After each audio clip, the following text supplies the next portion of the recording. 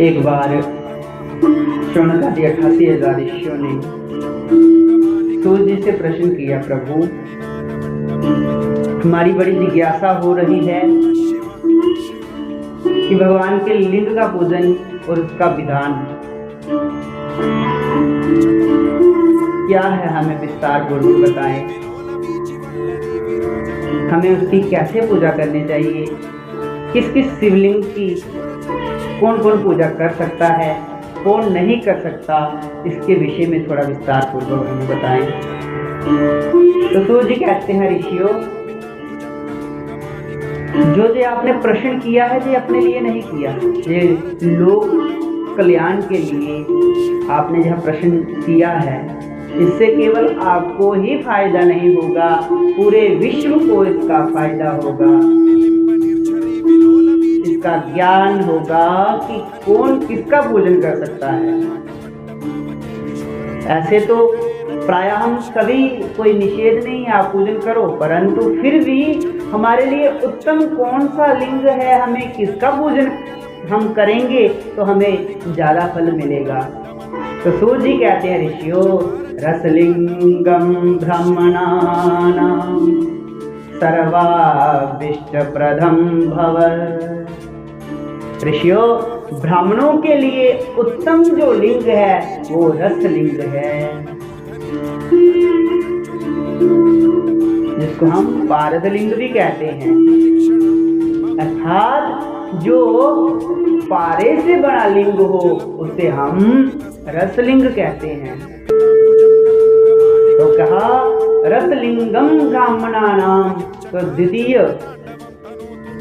वानलिंगम क्षत्रियाणाम, तो क्षत्रिय जो हैं वो बाणलिंग का पूजन करें। तो बोले बाणलिंग का पूजन करने से क्षत्रिय को क्या मिलेगा, महाराज्यम प्रदम शुभम, उनको महाराज्य की प्राप्ति होगी। तो बाणलिंग कौन सा होता है, बाणलिंग होता है जो हमारा नर्मदा जी से निकलता है, जिसको हम नर्मदेश्वर महादेव कहते हैं। नर्मदा नदी से जो शिवलिंग अपने आप ऊपर आता है उसको कहते हैं नर्मदेश्वर। और नर्मदेश्वर महादेव की जय। तो तृतीयम वैश्यानाम स्वर्णलिंगम, तो वैश्य जो है वो स्वर्ण लिंग का पूजन करे, स्वर्ण से बने हुए लिंग का पूजन करे। तो जो चतुर्थ वर्ण के प्राणी है वो किसका पूजन करें, बोले वो शिलालिंग का पूजन करें। प्राय आपने देखा होगा हमारे गांव में जहाँ अधिकतम जो देवालय हैं वो शिलाओं से ही बने होते थे, क्योंकि सभी शिवलिंग तो तब ला नहीं सकते थे। तो शिला देखी कोई भगवान के आकार जैसी, तो उसी को स्थापित कर दिया, उसी में भगवान के दर्शन कर लिए। तो बोले शिलालिंग का पूजन चतुर्थ वर्ण के लोग करें। तो इसमें सबसे जरूरी जो बात है जो सुनने वाली है, बोले वो कौन सी, बोले स्त्रियां नाम तो पार्थिवम लिंगम, स्त्रियों को पार्थिव लिंग का पूजन करना चाहिए। प्रायः से समस्या रहती है विद्वान जनों में भी और स्त्रियों में भी, हमें कौन से लिंग का हम पूजन करें, क्या हम पूजन कर सकते हैं या नहीं। तो इसका निवारण शिव महापुराण में बताया गया है। तो शिव महापुराण में साफ साफ लिखा है, स्त्रियाणाम तु पार्थिवम लिंगम, जो स्त्रियां हैं वो पार्थिव लिंग का पूजन करें तो उनके लिए उत्तम है, अन्यथा वो किसी लिंग का पूजन ना करें। तो जो विधवा है वो स्फटिक लिंग का पूजन करें। स्फटिकम बाणलिंगम च सर्वेषां सर्वकाम प्रदम।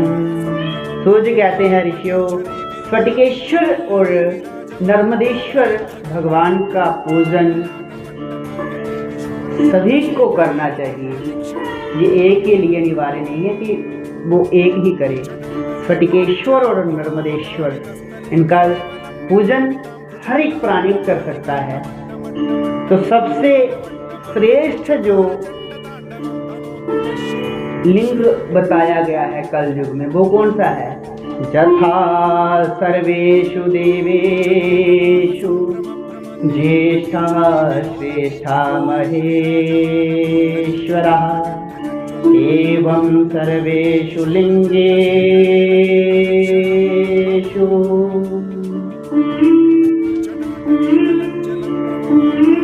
पार्थिव श्रेष्ठमुच्यते।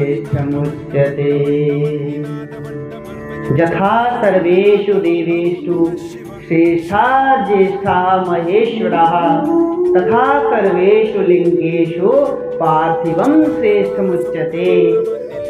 तो जी कहते हैं ऋषियों, जैसे देवों में महादेव, नदियों में गंगा, मंत्रों में प्रणव, पुरियों में काशी, व्रत में शिवरात्रि, देवियों में उमा श्रेष्ठ है, वैसे ही लिंगों में पार्थिव लिंग श्रेष्ठ है।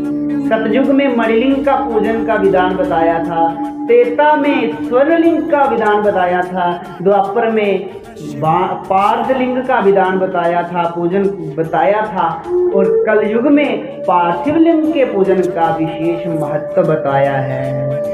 बोल शंकर भगवान की जय।